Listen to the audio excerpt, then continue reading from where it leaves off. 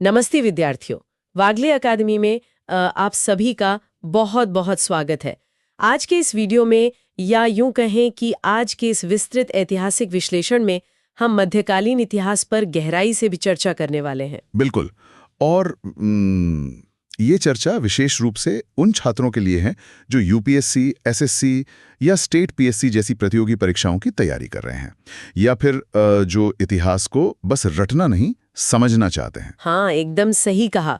वागले अकादमी का हमेशा से यही उद्देश्य रहा है कि शिक्षा को एकदम सरल, सुलभ और प्रभावी बनाया जाए। हम जटिल विषयों को आसान भाषा में नोट्स और चार्ट्स के माध्यम से समझाते हैं ताकि आपकी तैयारी मजबूत हो सके। और आज का जो हमारा विषय है वो सच में बहुत दिलचस्प है। मतलब इतिहास में अक्सर ऐसा होता है कि एक छोटी सी घटना किसी दूर-दराज के इलाके में घटती है और सदियों बाद वो दुनिया का नक्शा बदल देती है। बिल्कुल, एक शांत पानी में फेंके गए कंकड़ की तरह है ना, जिसकी लहरें किनारों को हमेशा के लिए बदल देती हैं। आज हम ऐसी ही ऐतिहासिक लहरों को समझेंगे। तो हम शुरुआत करेंगे अरब प्रायद्वीप में इस्लाम के जन्म से और देखेंगे कि कैसे ये विचारधारा आगे चलकर भारतीय उपमहाद्वीप में दिल्ली सल्तनत की नींव रख देती है। लेकिन चर्चा में आगे बढ़ने से पहले एक जरूरी बात स्पष्ट कर दूं। हमारा उद्देश्य आज किसी धार्मिक या राजनीतिक दृष्टिकोण का समर्थन करना नहीं है। हाँ, हम पूरी तरह से ऐतिहासिक दस्तावेजों और वागले एकेडमी के जो तथ्यात्मक स्रोत हैं उनके आधार पर निष्पक्ष बात करेंगे। बिल्कुल। तो चलिए 6ठी शताब्दी के अंत के अरब प्रायद्वीप में चलते हैं। दूर दूर तक फैला रेगिस्तान, मक्का शहर और वहां कुरैशी कबीले में 570 ईस्वी में मोहम्मद साहब का जन्म होता है। उनका शुरुआती जीवन काफी संघर्षपूर्ण रहा।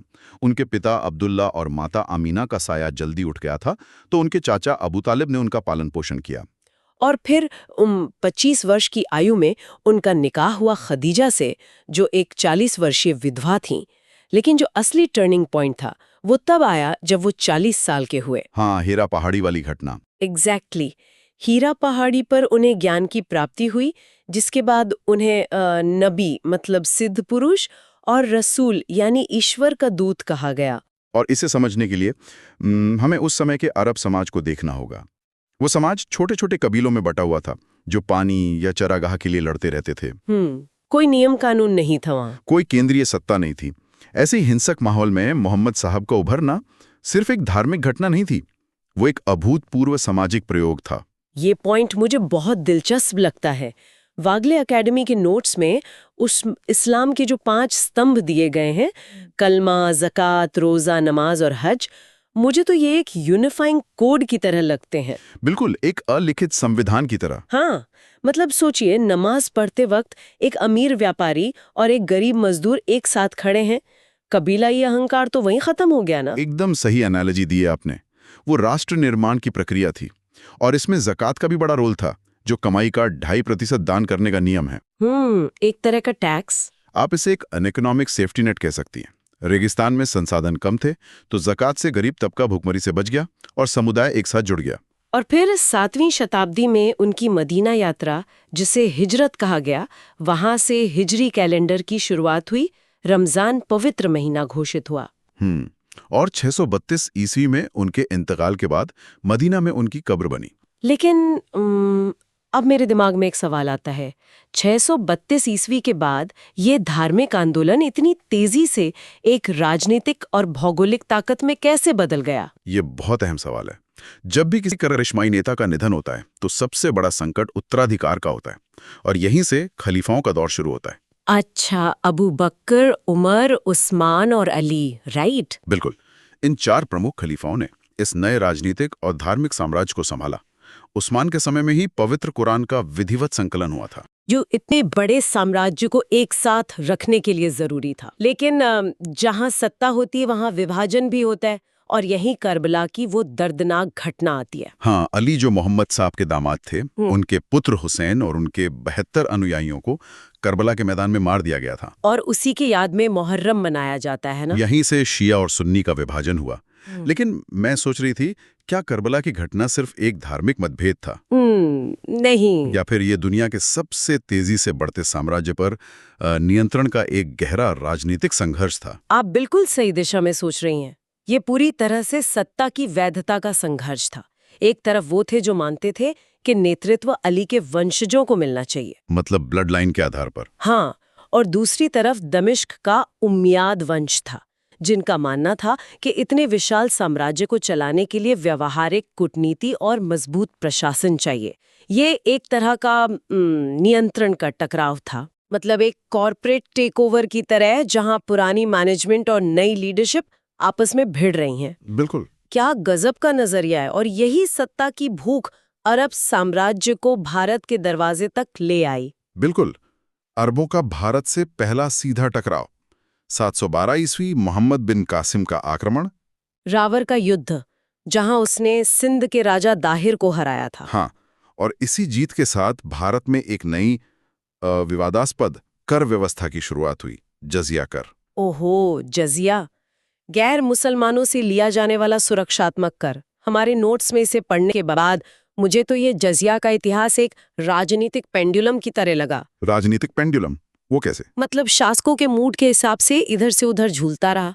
शुरुआत में जब कासिम ने इसे लागू किया तो उसने बूढ़ों, बच्चों, महिलाओं और सबसे बड़ी बात ब्राह्मणों को इससे छूट दे दी। वो स्थानीय एलिट्स को नाराज नहीं करना चाहता था। बिल्कुल। लेकिन फिर फिरोज शाह तुगलक आया। उसने इसे कड़ा कर दिया और ब्राह्मणों पर भी लगा दिया। फिर अकबर ने इसे पूरी तरह खत्म कर दिया और औरंगजेब ने इसे दोबारा लागू कर दिया। हाँ, और अंत में मोहम्मद शाह रंगीला ने इसे हमेशा के लिए समाप्त कर दिया। मतलब ये कोई कठोर धार्मिक नियम नहीं था, बस एक एक्सेल शीट का फॉर्मूला था जिसे शासक अपनी सहूलियत से बदलते रहते थे। बहुत खूब।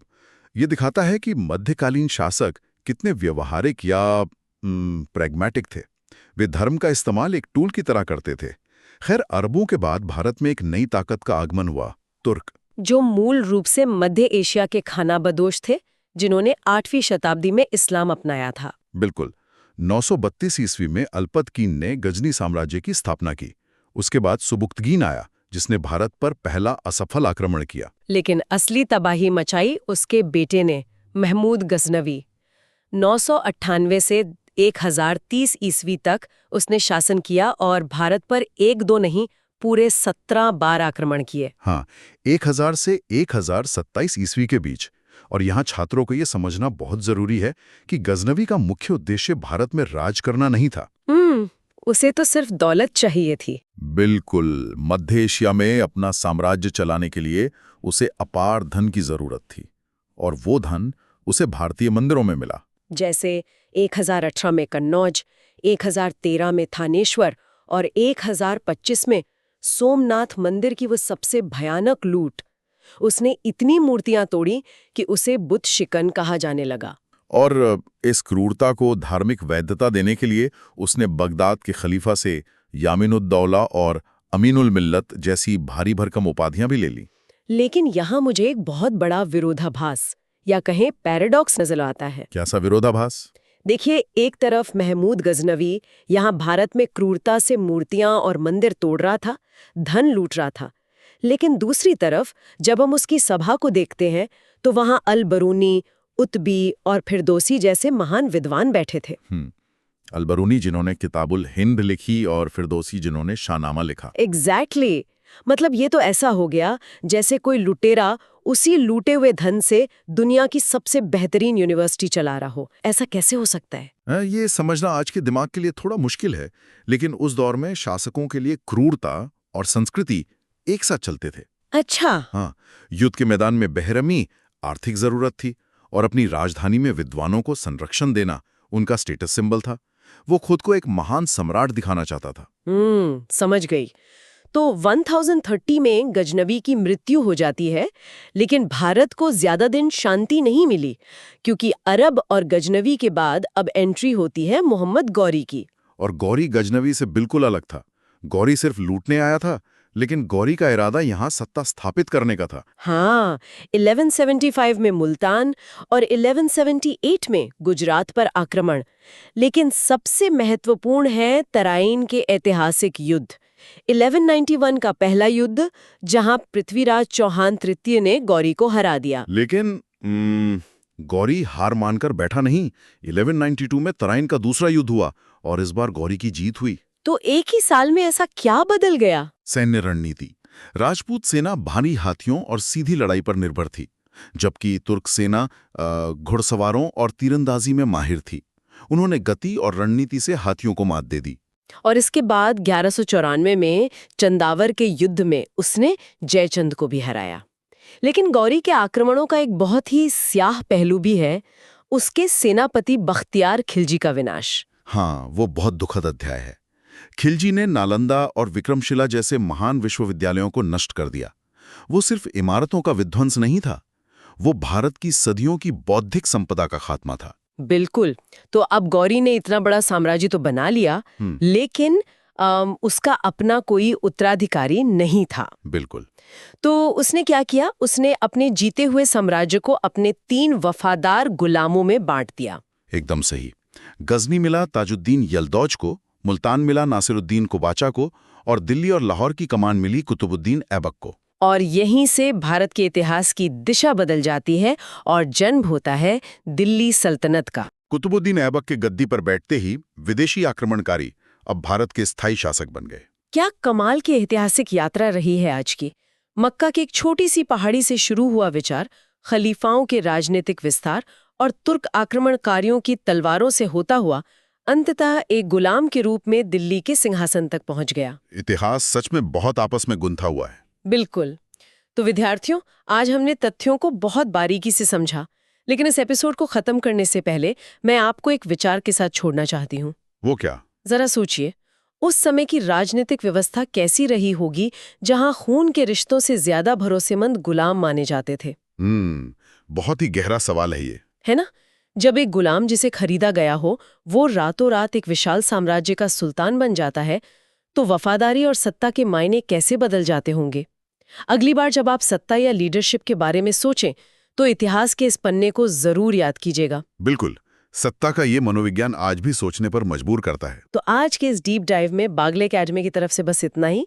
अच्छे से पढ़ाई कीजिए, नोट्स रिवाइज करते रहिए और इतिहास की इन गहराइयों को समझते रहिए। धन्यवाद।